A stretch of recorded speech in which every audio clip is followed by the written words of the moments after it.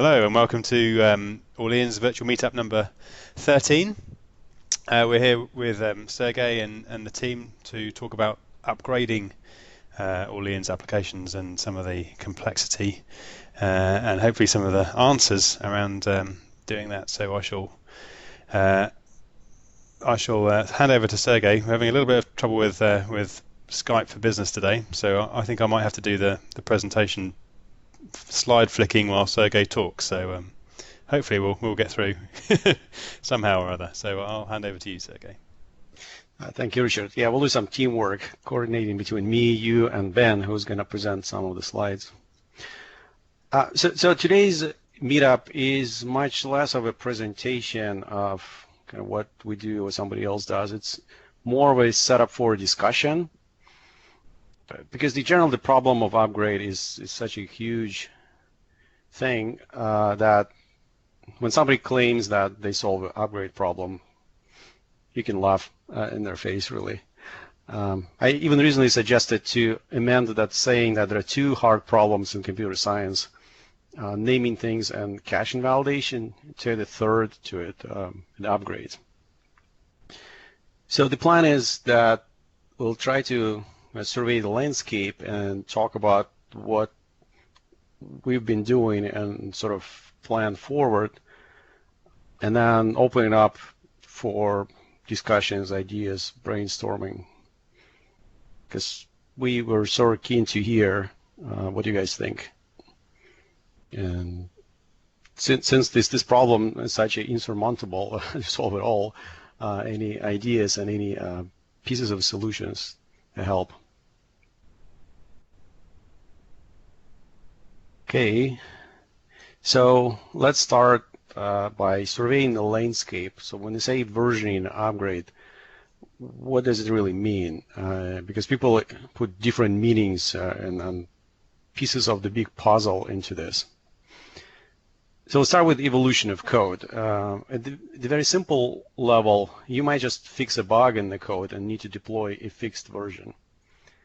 In this case, everything is absolutely compatible, both data type-wise, messaging-wise, even behavior and semantics-wise. So that's the easiest case of an upgrade, and still it requires quite a bit of effort to deploy this new version and to manage it and handle these cases. But usually that's a corner case. That's some limited bug that doesn't require any changes. Any significant evolution of code requires changes to data types. And this is where you start by adding maybe properties to some Poker classes and some embedded objects and things like that. And this is where we open the can of worms, trying to send data and be backward compatible or forward compatible, or trying to do both. Data on the wire, this is kind of specific to distributed systems because when two machines talk, client and server, or two servers, not only they exchange data, but they also encode. They need to encode it in the same format.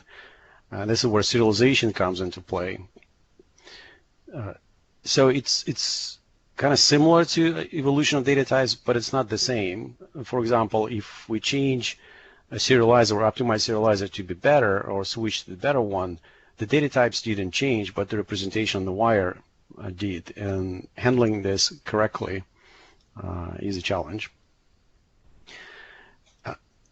Queues is kind of like persisted wired messages.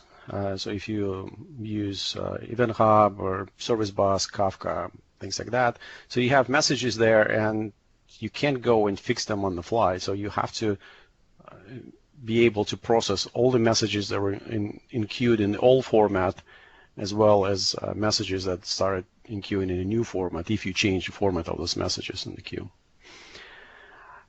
Storage is kind of more understood problem, because the problem of upgrading schemas and schema evolution, migration has been known, I guess, for decades. But that's part of the persistence aspect of the versioning problem. All of this requires some kind of integration and the process, and that's what I put in the DevOps experience bucket. Because even if you deploy Azure Cloud Service today, there are several options that you have. So you can do like in-place upgrade, or you can shut down, you can do whip swap, and then once you upgraded something, you realize, oh, you need an option to roll back, because if upgrade went bad, you need to have an option to quickly restore things to the previous last known good state. This day and age, everyone wants to have some sort of flighting or A/B testing functionality where you deploy a new version to a fraction of your users and you test either which version works better, or if the new version works at all, or if there's some issues with that before you roll it out. So it may be for a collection of data on user behavior, but also can be just a safer way to upgrade or stage upgrade. So we added in 1.3.0, we added support for geo-distributed multi-clusters, and we added even more in 1.4. And the question of versioning within a single cluster is a daunting problem, but now it's another dimension to it if you have multiple clusters that form a multi-cluster solution, and you want to upgrade them. You cannot obviously synchronize and upgrade them all at the same time. So that's the other dimension. Richard? Oh, yeah, thank you. So what do we do today? The simplest solution, and if you can afford, if your system application requirements afford, the simplest and cleanest way is to shut down the old system and start a new one. And that's how people have been doing it for decades. But in now 2017, that's almost an anathema. And when I try to log into my bank on Saturday afternoon and I get a message that, sorry, we cannot log you in because we're going through regular maintenance, and that happens every week, it continues to surprise me that it's still doing it. I guess you have to be a big bank to get away with the downtime. But in most other cases, it's not tolerated by users, so you have to upgrade in place or very small window of unavailability if possible. And going back to the example of Azure Cloud Services, there's functionality today to do rolling upgrade. You can just deploy a new version and say Azure will roll it across your upgrade domains automatically, shutting down and restarting with the new version each upgrade domain one at a time. Whip swap, when you deploy to a staging environment, is another solution that's available today. The problem is that whip swap today breaks one of the core Orleans guarantees of single activation, so one of the big promises, because you suddenly have two clusters running side by side. The difference is that with roll and upgrade, your code has to be backward and forward compatible in Orleans case. So the new upgrade domain that joins the cluster, the existing cluster, has to be able to talk to all other upgrade domains, no problem. With whip swap, you have better flexibility. You don't have to have this backward and forward compatibility necessarily, because you're just two clusters on staging and production slots. They don't talk to each other.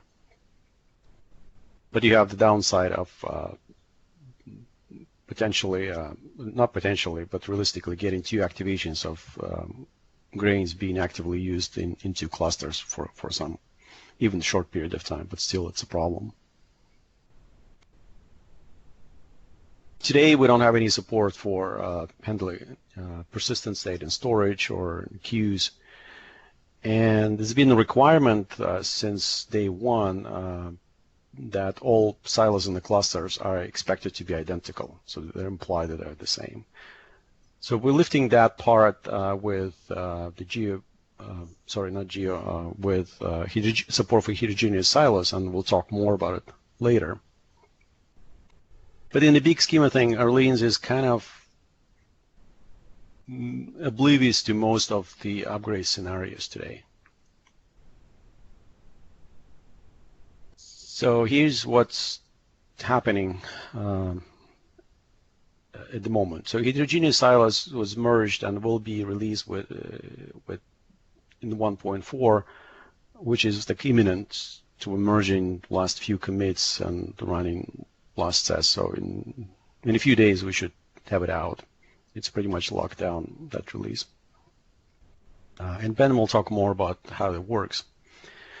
The next step down that path is to support different versions of grain interfaces and implementations. So the heterogeneous silo support allows for silos to be different as opposed to kind of assuming that each silo is identical to another. So silos now can have different grain classes available in them, and placement is done with taking into account which silo has what types available. Versioning is taken to the next step, where you have technically the same types of different versions of them. So from a .NET perspective, they are different types, but from sort of developer point of view, they're kind of the same types, but slightly different versions. And we were just scratching the surface there, because there is a question of how to detect or how to define what's compatible with what. Is it the metadata or the policies? Do we want to upgrade eagerly all the versions to all grains of old versions to new versions as soon as possible, or do you want to be very constrained and play more like an A/B scenario where you have full control of the percentage of grains that are allocated to new versions versus the old version?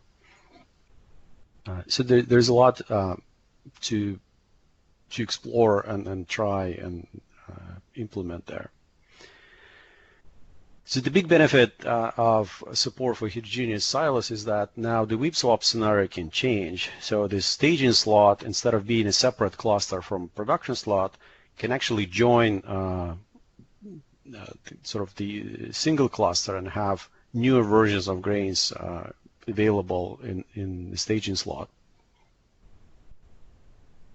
So that would eliminate this violation of a single activation guarantee, because you would not have two clusters running at the same time. It will be one cluster, but with two versions of the code, silos with two versions of the code in it.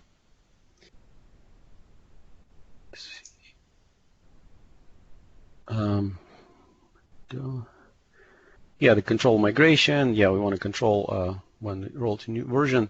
And it's important, as I mentioned before, to have an easy rollback, because once things go wrong, you want to return to correct state as fast as you can to eliminate, to reduce the window of bad user experience as much as possible. So this is what's on the current roadmap, but here's a lot what's left, the remaining challenges. There are some thoughts, and then Ruben put out an issue with support for version of messages, and there are some discussions whether we should use version aware serializers like bond, protobuf, or if that's not sufficient. So is that kind of train of thoughts and discussions. Persistent state is the other thing where there are suggestions. There have been suggestions to start with like callbacks even. So if we fail to deserialize a state in the persistent store, to invoke application code. But that suggestion is probably just the artifact of the fact that we showed to use our lean serializer for persistent state, which I think was a mistake. We shouldn't have even used our lean serializers for that. We had some thoughts. I think Jason was trying to put together some thoughts about persistence to going from the simplistic persistence model that we have today into something more robust that would support a number of different features like partial state load or on-demand state load, partial updates, and schema evolution, the migration of persistent state. It's a very open question. There's no active work at the moment on it. Same thing with queues. we need to have a solution, but we aren't doing anything really. The challenge of even understanding whether a change in the code is breaking or not, that's an interesting question to code analyzers and tooling, because naturally developers just change code and check in fixes and improvements, and then by the time we want to release a new version, how do we know what's broken, what compatibility needs to be there? So such tooling isn't there. It's an interesting research topic, I would imagine. And of course, a host of DevOps tools to manage all of that in production, in testing, and going back and forth, rolling back and forward. So as you see, there are more challenges than really the current work and solutions. So it's a good opportunity to contribute ideas, contribute code, contribute solution, maybe reusing some of the patterns that people already aware of that they work in other domains and bring them into the mix. It's just the landscape of versioning is so vast that there is no, I'm not sure if it even can be done there. There's always ways to improve things. So now if Ben is online, is he? He was going to talk more about heterogeneous support for heterogeneous silos. Yeah. Can you hear me? Oh, yeah. Good. Okay. So I'll hand it off to Ben to talk about it. Okay. So I will talk about some modifications that we did in December, I think, to enable heterogeneous silos that can be considered as a first step for code versioning, grain versioning. So before this modification, we had only one type map for the whole cluster. At startup, all silos were building their type map and considered that it was the same across the whole cluster. So now we make the distinction between the local one and the cluster one. So the local one is like before. It's constructed when the silo starts. And when the silo joins a cluster, it will be broadcasted to all silos inside this cluster. And the cluster type map is basically a merge of all local type map from all silo in the cluster. The cluster type map is used to find grain implementation from an interface, and this is the version that is sent to client. So client only see cluster type map. And the cluster type map is what is the type map used in the grain factory.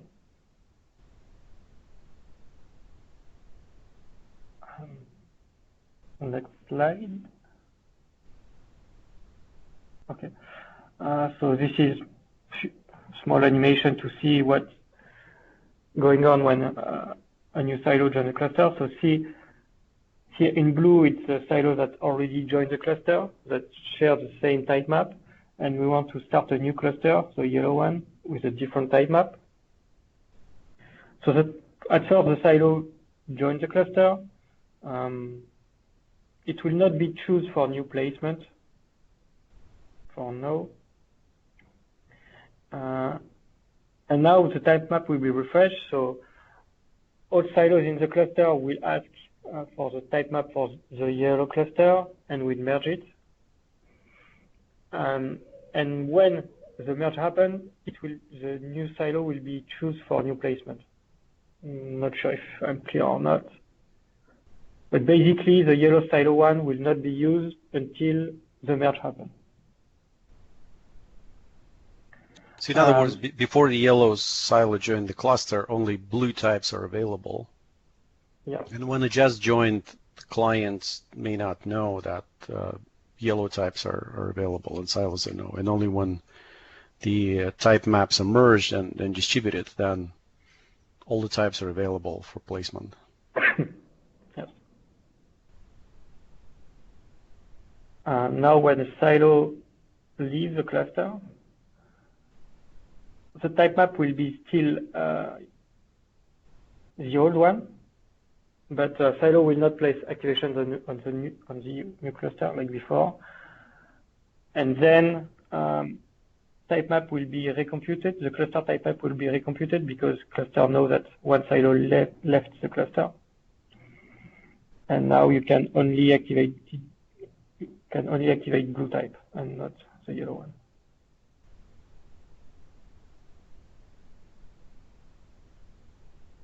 So right now the type map is not refreshed automatically on the client. So for now, the only way to refresh it is to disconnect the client and reconnect.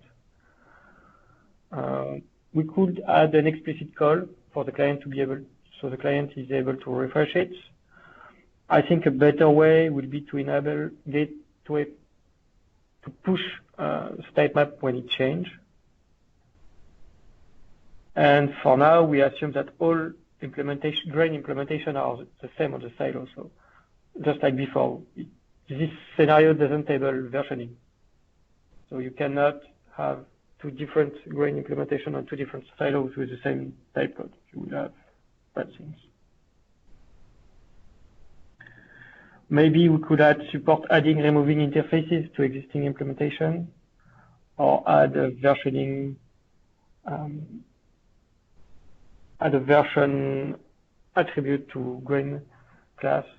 So and I think that's it for my slide.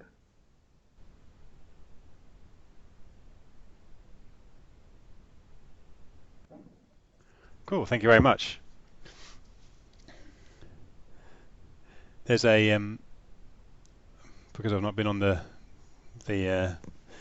Meetup page, I've not seen the questions, but Yevan's asked one, which is previously we've been including app version ID into cluster ID or the deployment ID to overcome the VIP switch problem. It works pretty well, but you need to build another API so that real clients can connect to a stable endpoint or Orleans front end. So sounds like Yevan's got a neat way around that problem. Maybe he can just speak and elaborate on the story.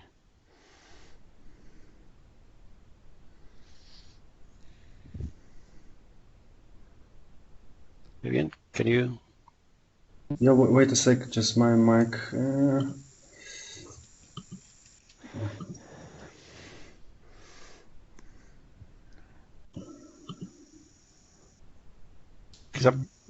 Maybe I'm slow, but I'm not sure I fully understand what this means. If the cluster ID, it's deployment ID, you have different clusters. Yeah. Can you hear me? Yeah. Yep. So that's the problem with the VIP switch and production staging slot. Yeah, we hit it already, and what we did is that every time we deploy a new version in the new slot, we just include the app version as a deployment ID. So basically, when you start a new cluster, it's like a completely new cluster, so it has a different deployment ID. And that works pretty well because the nodes are not connected into the old cluster, and you just have a new cluster, right? But that's mean that the front end that we host inside the worker roles is basically just every worker role is equipped with the web API endpoint, and that's kind of the not real endpoint, but merely some kind of a proxy that is just taking the requests from the our external front end, and between those front ends we have a simple JSON API. So basically, as we are using Erlang, everything is a message, and we differentiate between internal messages that are sent within a cluster only, and external messages. And for the external messages, we have a very simple data format, so they all should be easily convertible to JSON. It's enough for our purposes, for our needs. So we just retranslate the JSON message we got from the client inside of that proxy endpoint, which is a real client of the Orleans cluster, and it's connected to the it's like the .NET client, Orleans.NET client.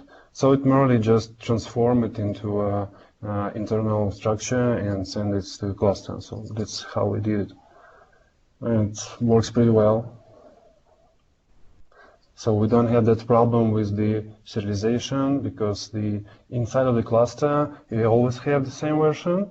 And for the external clients, they use JSON, which is the version tolerant serialization. So if we have if the clients and the cluster are out of sync, they usually have a backward compatible schema of the messages.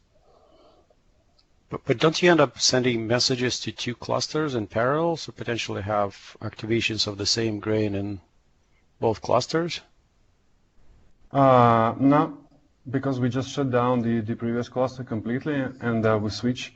And after that, only the new cluster is getting the messages. You don't have any traffic from the external client to the old one. Yeah, there could be some kind like the outstanding request is still executing, but we don't have much of the problems with that. Okay, you just minimize the window of when the requests go. Yeah, it's incredibly small. Got it.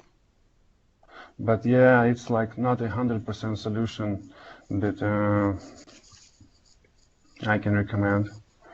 But it's more than enough for our needs. So do you think the support for heterogeneous silos would help or not? I actually have no idea. I would like to try, and probably waiting for the more information for more documentation on that, because just not enough. I just don't have enough info on how this works. Great. Yeah, but I'd like to try. It's like you have a silo per type. You can have like the ultimate. In the ultimate extreme case, you can have a silo per type, and if you have changes to only a single type, you can just shut down that silo and upgrade. Yeah, I think the key is that you can add new type first to the cluster, and then you can shut down the silo with the old type. Mm-hmm. So within the same cluster without disturbing its functioning. Yes, it's interesting how that will work in reality, because you have like the same tag. How do you inform the cluster that is actually a different type? Because they have the same name, they have the same namespace. You just fix a debug inside of that type, and how does this work? Well, that's what I think Ben alluded to. The explicit attributes of versioning. It's an option. You can say, hey, this is actually a new version, even though it has the same name, to tell the runtime. That's not there yet, but that's what Ben is working on. Sorry, I haven't understood. Yeah, okay. It would be great to have I'm always saying this, but it'd be great to have a page somewhere in the documentation that kind of walks through some of these ideas as a kind of, this is the best practice approach for upgrading your Orleans application. Use a JSON serializer for storage. Do this heterogeneous silo approach for upgrades, and I think that would save a lot of people a lot of frustration, because I've seen a few people in the Gitter saying, I need to upgrade all of my state, and it's a big problem. How do I do that? Alish, I think you just need to host the JavaScript engine inside of every actor. Well, that's exactly right. That's what I was going to come to. Yeah. But what if each grain had a small Lua interpreter in it? Yeah. And then the Lua script is just data. It's just state of the grain, and then there's less requirement to upgrade your application only when the Orleans version changes, and so you can stick on a version for a lot longer, and that gives you the total flexibility of being able to upgrade your grains activation by activation. Yeah, there is no support for Asyncwait in Lua, as far as I know. Well, maybe some small Lisp language that's. Maybe we can just host the Roslyn, that's it. Yeah. And just send a piece of C# code. It saves a lot of. It fixes a few of the problems that Sergey mentioned, doesn't it? Like the A/B testing and in-place upgrades and things like that. Yeah. Yeah, the A/B testing is a little bit different because I think that for A/B testing, probably will use. We actually now we've been asked by business to provide something like that, and what we're thinking now is to have more like a blue-green deployment where we run two versions, like the Jakub shown last time, and have the using the traffic manager or maybe the hub proxy or Nginx, and to just sniff on the incoming cookie and check the account of the request come from each account, and then we have some rules that route traffic to one cluster to another, something like that. So yeah, sounds good. JavaScript has async await now, so it might be a good time to go and embed some JavaScript into some grains. Yeah. Well, Gutenberg's going to rewrite the whole thing in Node anyway, so. Oh no. Well, we can use the TypeScript. Yeah, TypeScript. I was looking at it the other day. Because you've got Node, the Node services for ASP.NET now, so there's like an efficient pipeline between Node.js and ASP.NET so that they can run all of their Webpack and whatever and live module reload and things. So you could use that to host the TypeScript compiler, which supports async await down to ES5 now, as of 2.1, I think, and then you could host async await JavaScript or TypeScript rather inside of Grains. So yeah, it could be quite doable and a lot of fun. But that was the internship we did, I think, 3 summers ago. The hosting was V8 and something else. Chakra wasn't open sourced yet at the time. Hosting JavaScript runtime within a grain. So we did that and measured. And code is and there. Actor Effects had it, right? I think they did it differently. Yeah, they used Jurassic to host it. Yeah, we used Jurassic too. So we tested Jurassic and V8, but we didn't get to test Chakra. Yeah, I think the state of things is a bit better now, because if you can imagine how it would have looked 3 years ago without async await, it would have been pretty ghastly because of the callback hell. I just wouldn't want to write it. But then again, that's how everyone was doing it. So yeah, that was now the we have ugliest much part nicer and the things. hardest part. Yeah, and I don't know about V8, I would assume, but Chakra supports async await without flags, according to Gutenberg. So now's the time. Yeah. Maybe it's time to revive that project. Shainik was the intern from UW. Yep, DocTV is now using Chakra for running something like store procedures inside the service. It's really, really nice. Actually, DocTV has been doing that since day one, I think. Not the way it's doing today. They made some change. They even created a blog post a few weeks ago. Oh, okay. I remember talking to Dharma Shukla from the DocTV team a few years ago, and they were talking about how their engine is built on top of Chakra, and I think at the time they were using Essent. I don't think they're using that now, but yeah, I remember that they were having issues with 64-bit integers in JavaScript, which I think a lot of people run into for large values. Anyhow.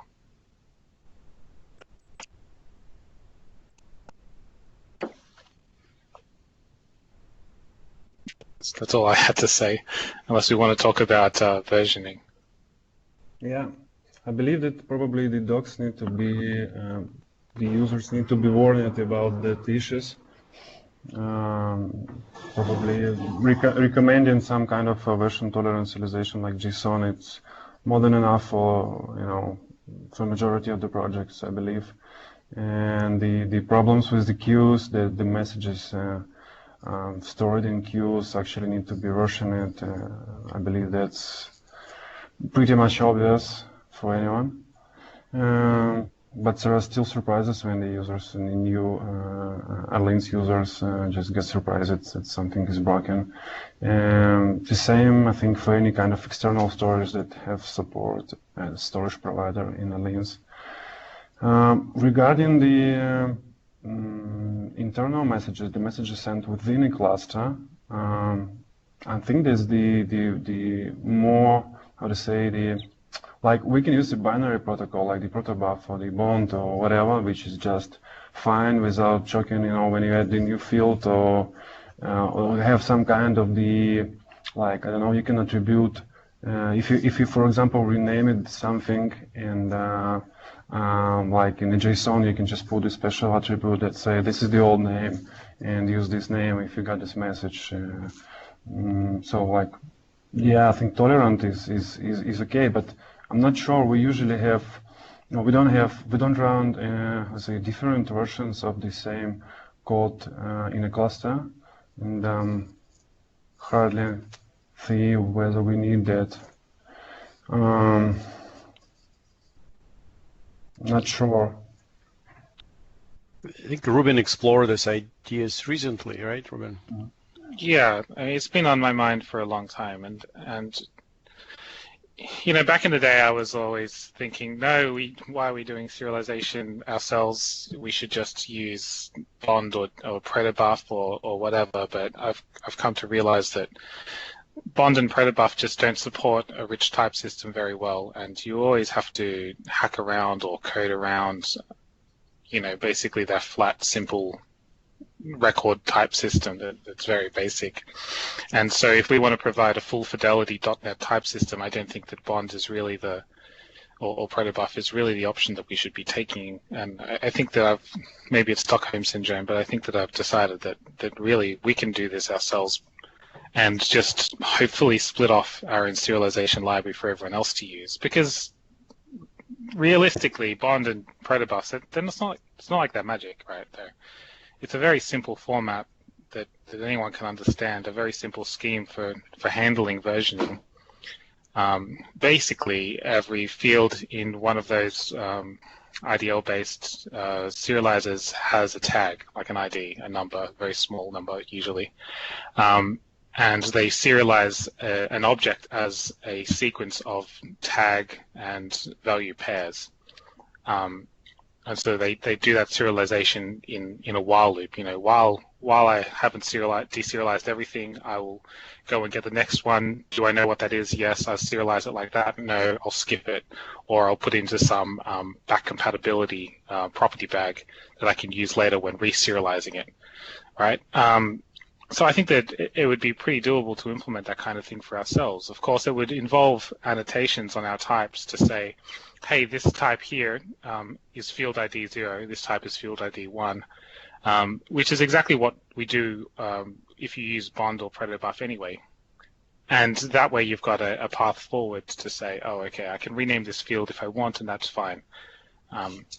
You can never change the type, but that's the same for Bond and Protobufs. You can change what's in the type. Well, but one thing I actually do like about Bond or Protobuf is that it's more in your face when, like, you know that you're changing something that might break. Like, if we have types as we currently have that we automatically generate silently some serializers, it's harder to know when you're actually breaking something, right? With Bond, I like that you're actually modifying some IDL, and you can have special code reviews happening and going on for that specific file. But if it's some random CS file in your project, people will pay less attention to it, right? Less attention to breaking changes. And also that if we have our own serializer for that, it means that we have to educate and provide documentation about this instead of just relying on something that somebody can ask in any forum, and it's well known what to do with it. That's true, but if you go down that route though, then you run into the aforementioned parity mismatch between the type system that those things offer and the type system that we tend to offer in everything else. Like we talk about, actors are kind of like objects in the classical sense, right? Where you've got inheritance and also we've got generics and things like that. If we were to go down that other route, we can't have inheritance or anything, at least not in a very well-supported fashion, right? Those types are so simple that which is fine for them because they're supposed to be cross-language. They don't necessarily support systems that have the ambiguous types. You can't ever send a type of object over Bond. It'll it'll bark at you, right?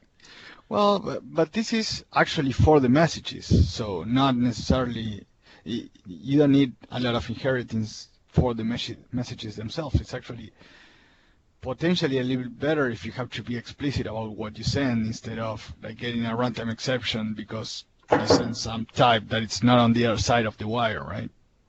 Or especially in heterogeneous deployments. Yeah, I don't know that we get the luxury of saying that, just demanding out of the blue that users start using simple POCOs without support for inheritance, over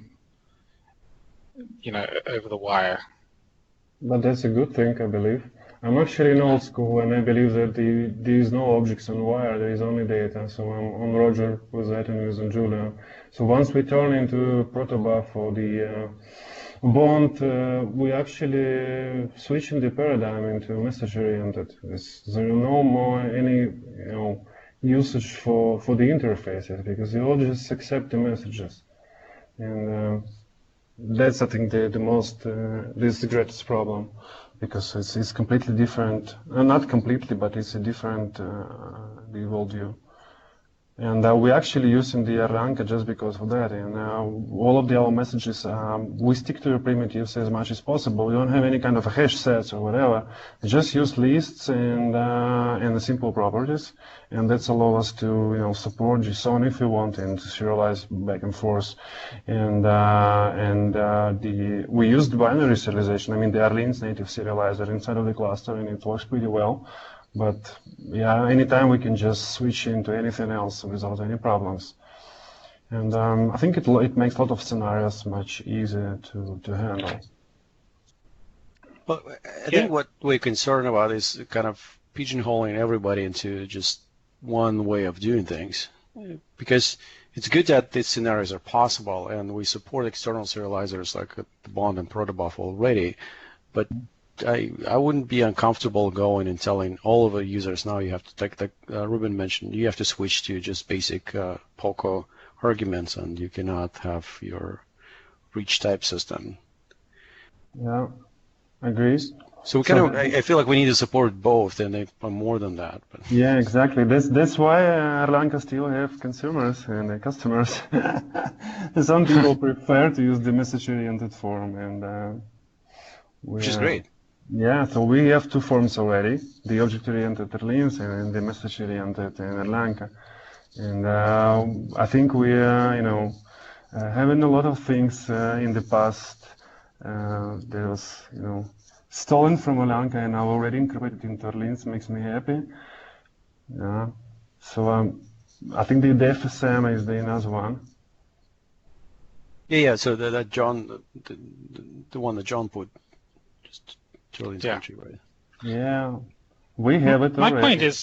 My point is just that we can do better than yeah. We can have our cake to some degree and eat some of it too, because clearly, like Olinka only works because we support those ambiguous types, right? It wouldn't work if we required you to define every type that was possible in the system up ahead of time or something like that, without a lot of code around it to say to serialize your own type descriptors and things like that. I'm not sure I understood it. I mean that you mean that you support any kind of object that could be serialized, right? But I can just plug the serializer, my custom serializer, and it will still work. So it's just a matter. Yeah, but then internally you do a type switch, right? So you take a message and then you do a type switch based on the type. And the message that you take in is of type object or something like it's a base type that everything else is based on, right? So it's like a type object, and then you do a type switch to say, oh, okay, if it's a message of customer request, then I go and do this. If it's a message of that, then I go and do that. My point is that the system allows you to do that because of its rich support for a type hierarchy, right? Otherwise, you would have to go and implement all of that kind of stuff yourself. Mm-hmm. Yeah, sure, but it's anyway, even on the underneath it's still message oriented because you wraps any kind of the object that is sent and you put the type into envelope, so it's like that is the actual model. Right, but we're already doing that, and we're doing that for you implicitly. So you just send object. We're already putting the type that's getting the actual concrete type runtime into that, so that you've got that luxury there. Yeah, so I'm not I wouldn't say it's a difference between message-oriented and not message-oriented, because of course Orleans, under the hood, it's all based on this type called message, right? Yeah. It's just a layer on top, and it's not like that layer on top adds anything particularly magic. It's just a simple classical RPC type translation between those message types and, proxies and stubs, right? In the usual parlance. So it's not like it's crazy. Mm-hmm. What I'm saying though is that we're already doing this for message types. It's not that big of a leap to go and say, oh, okay, instead of just serializing fields in some sort of a deterministic order like we do today, let's serialize fields as tag value pairs, so that we can deserialize them safely no matter what, right? Which also allows us to upgrade internal types, because then the question becomes, okay, let's say that we want to add some types to invoke method request, like one of the types that's used inside of messages when sending a request to a grain. How do we do that, first of all? Do we pull bond in? Do we pull protobuf in and use that? Or do we try and use custom serialization on a case-by-case basis to say, okay, I can support old clients, and I can, if I use this extra bit here, which is not being used, I can kind of squeeze in a version flag or something like that, or like a V2 sort of a flag. So my point is that if we want to be able to upgrade and change ourselves, we also need to have internally some sort of a version serialization format. Mm-hmm. Yeah, I think that will help. Just adding the tag and not relying on the order will fix, because it's basically, you can now view the message signature as just a message definition, where you have the tag value pairs, and you can put some kind of the attribute on the method signature, and you can have like two methods that is like V1 and V2, and that should work. Yeah, and the method that you use, where effectively everything is just a single object, right, a request object, that will work better as well. It'll be more stable. You'll be able to add and remove properties, and you won't have to force everyone to use flat objects or simple, no inheritance, no generics, and anything like that. You get the power of the serializer as well as the power of certainty. The issue I have with that is that if you add or remove properties from your message itself, even if you tag it, Orleans silently creates a serializer with tags, it still needs to know about version history, right? It cannot automatically know that there was a field that was removed before. Right? Bond and protobuf don't know about version history. Well, but when you delete a property, for example, you keep specifically that tag, right? Yes, but you don't have to, and it still works if you don't. So, for example, if I remove a type from a bond IDL, like a message in bond or in protobuf, everything will work fine, because it has to support backwards compatibility anyway, right? So when this deserializer goes and looks at it, it'll see message with ID something, right, that it doesn't understand, and it'll say, okay, I don't understand this, but I can go and skip over it anyway. And if it's doing its job right, which I don't think that the protobuf.net serializers do, then it'll also keep that type around. It'll keep that field around, so that if it goes and later serializes it, then it'll be able to reserialize it on the wire with full fidelity. But currently, neither of those serializers do that in most cases. I wondered for years if we could have a tool that you can just easily, like kind of code analyzer or something that you, from within IDE, you could just point to previous version of the same assembly. Say you're running version X and you compile version Y, just say here's X, and it will automatically tell you if you broke something, or maybe generate additional tags or suggest tags for you. Because effectively, what Julian you're describing is like whenever you change your IDL, so in the diff you will see that, oh, you changed something.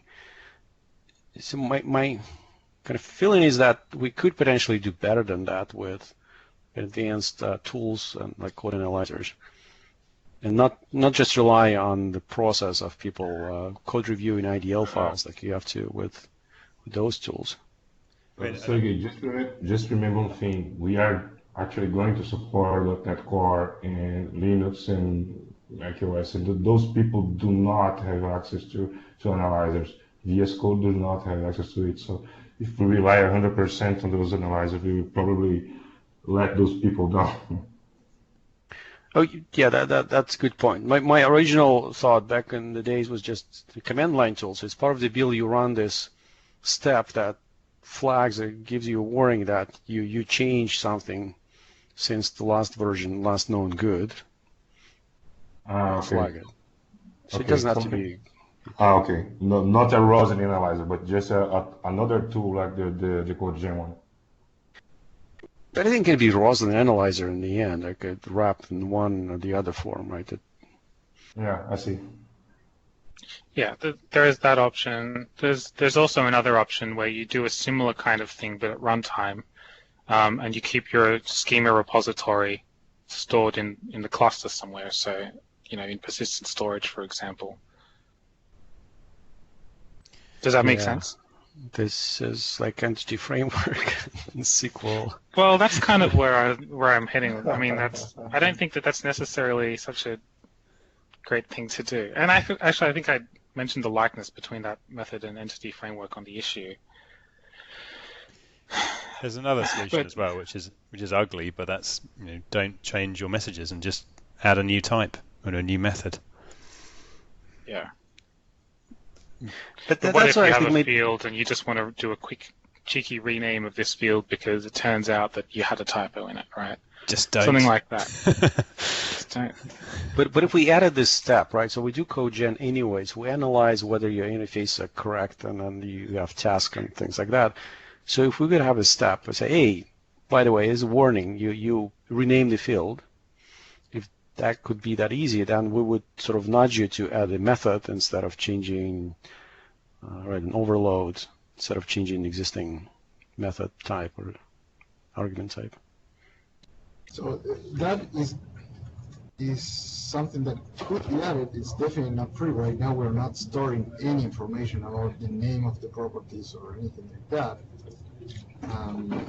By the way, can you hear me correctly? Because it says it's not picking up correctly. You're on quite a noisy connection there. All right. Is this better? That's better. Yeah. Okay. Yeah, it was the other mic. So the thing is, this is currently not free. It's a lot of stuff to add because right now it's basically we just assume an order and we just serialize everything. And the thing is, I'm not that confident that we will create something that is better from what it's already out there, in the sense that it is well known, it's documented, and performance-wise, I don't know, maybe we can squeeze a few milliseconds here and there, but they also have the same requirements to be extremely performant. So I don't know. I'm talking mainly from experience with Bond. I haven't used protocol buffers, but I assume they are very similar. And I'm strictly talking about messages coming from the wire, not necessarily put the actors' interfaces themselves in IDL, which I know they do kind of support now with Bond communication, but at least for the messages, so that whenever you write a message, it is always forward compat as long as you play by the rules that they provide, right? And we are out of that business with a good solution, not with a crappy one. I'm not saying we are going to build a crappy one. I'm saying it's. I think that the assertion, though, that that's a good solution is kind of wrong, because like I've been saying, that makes all of our users have to basically reduce the expressivity of their objects so that they're all extremely simple, which is not something that we've previously required. And it's also not a very natural way for anyone in the .NET ecosystem to model their domain. But it's less surprises, right? Because in the past, yeah, you could have a lot of stuff in your inheritance model and whatever, but at the end of the day, it was a data object that was sent over the wire. If you did something weird, there will be surprises, right? Yeah, So, if we restricted everyone to just sending a Boolean value across the wire, then there would be no surprises as well. But we're not going to do that. What I'm saying is there's less surprises because you're restricting the options of things that people can do, but you're restricting them from things that they're already doing today, and from the natural way of doing things into this very simple way of doing things. And my point is that we can add all of the kind of robustness that Bond provides and those other serializers provide in a fairly simple manner while supporting .NET's rich ecosystem of types. Because one requirement that we don't have that they do have is that they support multiple different type systems, right? All of these different languages. And so effectively they give you the intersection of all of those things, the lowest common denominator. You get a simple type system that is not very natural to people in using modern programming languages, and that's just kind of what you're stuck with, right? And that's because they're cross-language, which we're not, or cross-platform rather. When I say platform, I mean language ecosystem. We support .NET's type system. They have to support C's. yeah, but the thing is, I'm trying to think of one limitation that would be maybe times, like daytime, but other than that, I cannot think of anything. Like any time that you pass an ambiguous type over the wire, then they can't handle it, right? You can't have object in a Bond message, right? You can't have some interface. You can't have list of. You can have inheritance for sure, not necessarily object, but that is a concern. Why would you pass object? Like, why aren't you not more specific? Well, we pass object today, right? So what are we going to do for our own internal serialization? If we want a version invoke method request, for example, so that we can add more information about versioning, so that we can support Ben's proposal, if that's what that requires, then how do we handle it? Because we have an arguments list, and that arguments list is an object array. How does Bond help there? Well, I think we're almost out of time. I think so. It's an interesting discussion, though. And where I'm going with this, I don't know the low-level details on why would this be an issue, but even when we're talking about versioning itself, right? Like, if you want to support versioning, instead of bumping up our serializer to be version tolerant, let's say the recommended way is use this nice approach that already works for your message types. If our own messages are encoded with Bond or protobuf or our own serializer, as long as we're careful to make it back compat, I don't mind. I would prefer to do it in something that's easier for us too, as Orleans developers. But I'm mainly talking about application code. Cool. Okay, plenty more to think about there, and I think, as Sergey says, we're only really scratching the surface of some of the problems here. But it's been a really interesting hour, so thank you everyone for contributing, and thank you Sergey and Benjamin for the presentation. That's very good. Thanks, everyone. Thank you. Cool. Thank you. And look forward to the next meetup. If anyone's got an idea of a topic they'd like to present, there's a vacancy, so please let me know, or go on to the issues in the Meetup repository. Cheers, thank you, Cool. goodbye. Right, thank you. Bye, everyone. Bye.